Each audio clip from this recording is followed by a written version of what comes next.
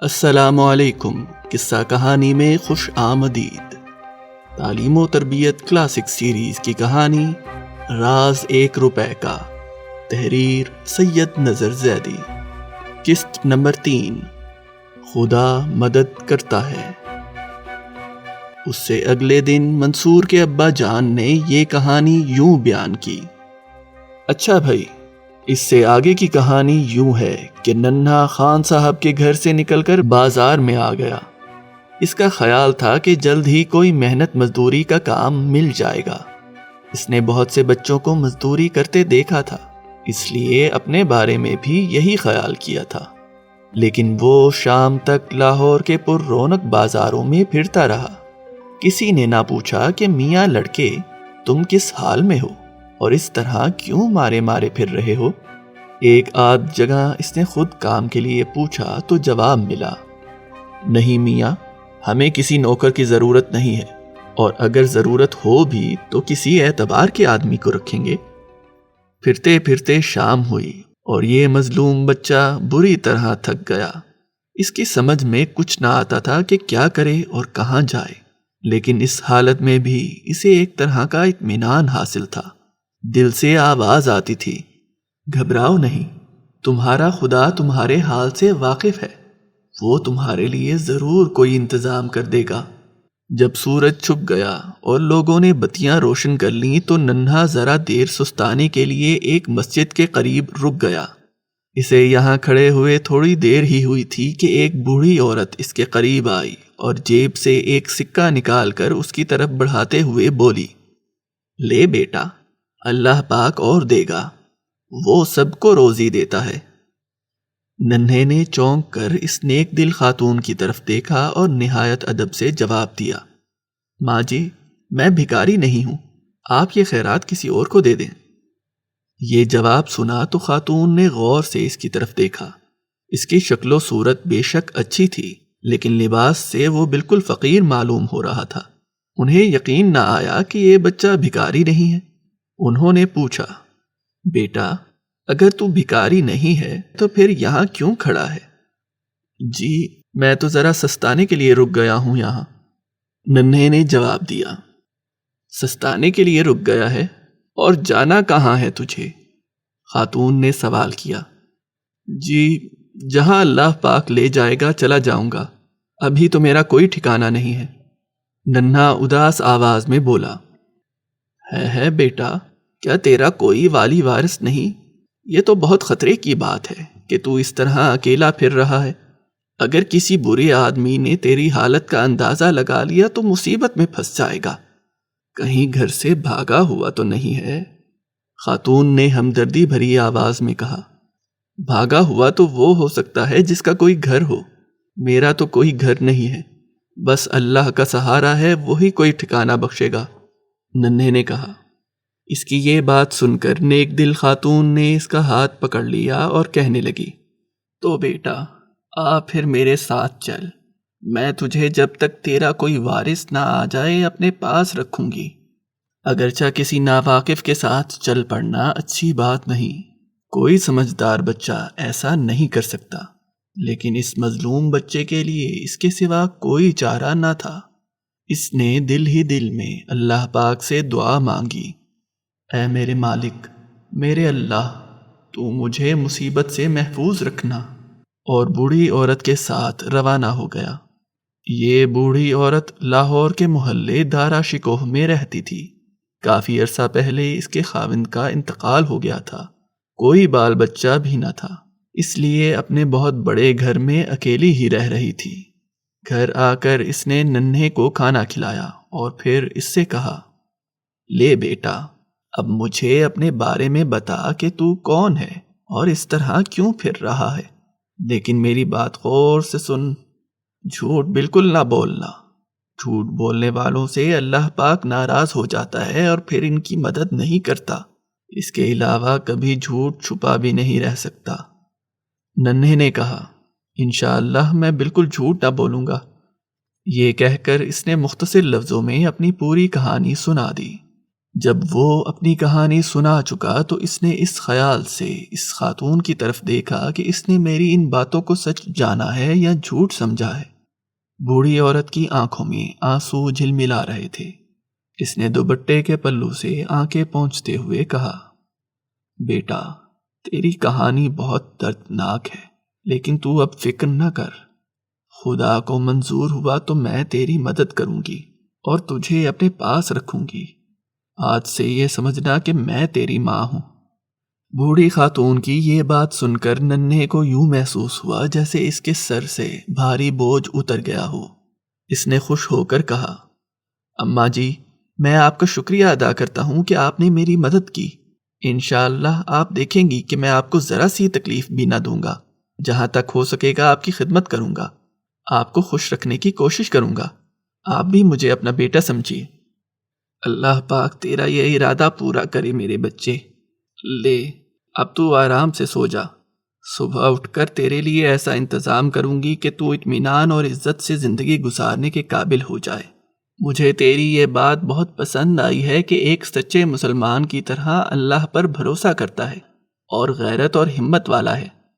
یہ کہہ کر خاتون نے ایک پلنگ پر بستر بچھا دیا اور ننھا لیٹتے ہی گہری نیند سو گیا۔ اس نے خواب میں دیکھا کہ اس کی پیاری امی جان آئی ہیں اور اسے سینے سے لگا کر پیار کرتے ہوئے کہہ رہی ہیں، شاباش میرے لال، شاباش۔ اس بات سے مجھے خوشی حاصل ہوئی ہے کہ تم نے میری نصیحتوں پر عمل کیا ہے۔ اس سعادت مندی اور نیکی کا یہ نتیجہ ہے کہ میں پھر تمہارے پاس آ گئی ہوں۔ میرے لال، آئندہ بھی نیکی اور سچائی کے اس راستے پر چلتے رہنا۔ اگر ایسا کیا تو میں تم سے کبھی جدا نہ ہوں گی۔ اس خواب کے علاوہ ننھے نے اس رات اور بھی کئی اچھے اچھے خواب دیکھے۔ صبح اٹھا تو وہ بہت خوش تھا۔ منصور کے ابا جان نے پہلو بدل کر کہا، اس مظلوم بچے کا نہ صرف جسم تھکا ہوا تھا بلکہ روح بھی تھکی ہوئی تھی۔ اس نے خان صاحب کے گھر میں یہ چند مہینے بہت ہی تکلیف میں گزارے تھے۔ اب آرام میسر آیا تو اسے خوب گہری نیند آئی۔ جب وہ بیدار ہوا تو سورج کافی اونچا ہو چکا تھا۔ وہ کلمہ پڑھ کر اٹھ بیٹھا۔ اس وقت اس کا بدن پھول کی طرح ہلکا پھلکا تھا۔ بوڑھی خاتون نماز کی چوکی پر مشین رکھے اس کے لیے کرتا پاجامہ سی رہی تھیں۔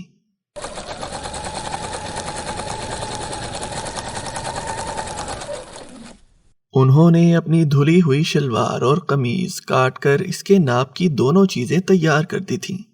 وہ بیدار ہوا تو خوش ہو کر بولی، اٹھ گئے بیٹا، لو اب ضرورتوں سے فارغ ہو کر نہا ڈالو اور یہ کپڑے پہن لو۔ میں نے تمہارے لیے کرتا پاجامہ تیار کر دیا ہے۔ جی، میرے لیے؟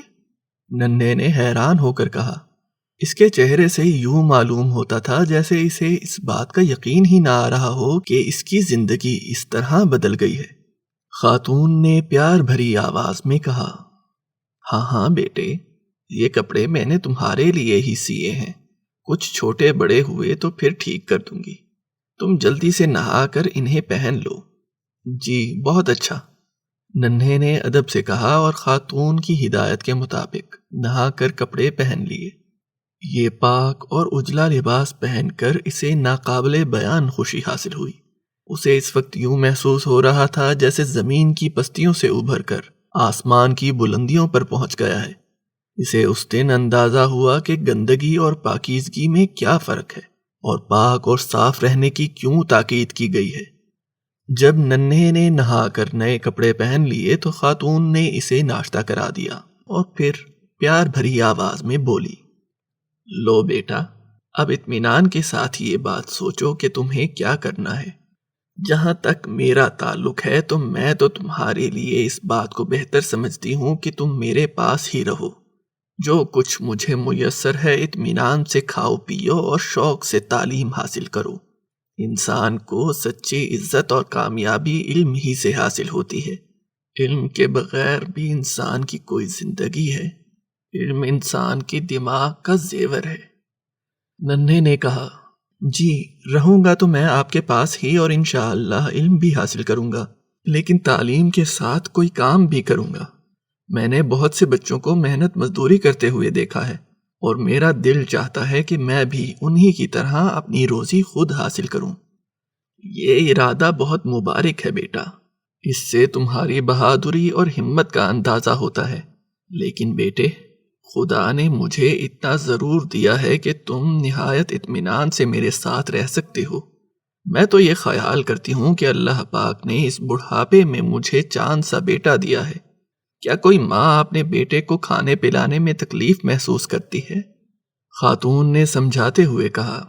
ننھے نے ان کی یہ باتیں خوب غور سے سنی اور کئی بار اس کا دل چاہا کہ یہ بات مان لے اور اطمینان سے زندگی گزارے، لیکن وہ اپنے فیصلے پر ہی قائم رہا۔ اس نے ادب سے کہا، میں بھی آج سے آپ کو اپنی امی ہی سمجھوں گا، لیکن اس بات سے مجھے دلی خوشی حاصل ہوگی کہ ساتھ کوئی کام بھی کرتا رہوں۔ میری درخواست ہے کہ آپ مجھے اس کی اجازت دے دیں۔ جیسے تمہاری خوشی، خاتون نے مسکراتے ہوئے کہا، لیکن یہ تو بتاؤ کہ تم کام کیا کرو گے؟ تم تو ابھی بہت چھوٹے سے ہو۔ ننھا سوچ میں پڑ گیا۔ اس کا یہ ارادہ تو پختہ تھا کہ میں محنت مزدوری کر کے اپنا خرچ چلاؤں گا، کسی پر بوجھ نہ بنوں گا، لیکن یہ ابھی تک نہ سوچا تھا کہ اس عمر میں کیا کام کر سکوں گا۔ اسے خاموش دیکھ کر خاتون مسکرائیں اور کچھ دیر سوچنے کے بعد کہا، بیٹے، اول تو میں پھر یہی کہوں گی کہ ابھی تم اس خیال کو دل سے نکال دو، لیکن تمہارے لیے یہ بات ممکن نہ ہو تو پھر یوں کرو کہ کچھ ماچسیں اور موم بتیاں لے کر بازار اور محلوں میں 2-4 گھنٹے گھوم آیا کرو۔ انشاءاللہ کچھ نہ کچھ مل ہی جایا کرے گا۔ تجارت میں اللہ پاک نے بہت برکت دی ہے۔ جب تم ذرا بڑے ہو جاؤ گے تو پھر کوئی اور کام کر لینا۔ جی بس یہ ٹھیک ہے، ننھا خوش ہو کر بولا، میں آج ہی سے یہ کام شروع کر دوں گا۔ نہیں بیٹے، آج سے نہیں، آج تو تم اچھی طرح آرام کرو، خدا کو منظور ہوا تو کل سے شروع کر دینا۔ میں نے تمہارے لیے یہ بھی سوچ لیا ہے کہ تم اپنا وقت کس طرح گزارو۔ میرا خیال ہے صبح سے 4 بجے شام تک تو تمہیں تعلیم حاصل کرنی چاہیے اور دوپہر میں کچھ دیر آرام کرنا چاہیے۔ اس کے بعد عصر کی نماز پڑھ کر عشاء کی نماز تک کام کرنا چاہیے۔ کیوں، ٹھیک ہے نا؟ خاتون نے کہا، جی بالکل ٹھیک ہے۔ ننھے کو یہ پروگرام بہت ہی پسند آیا۔ باقی اگلی قسط میں۔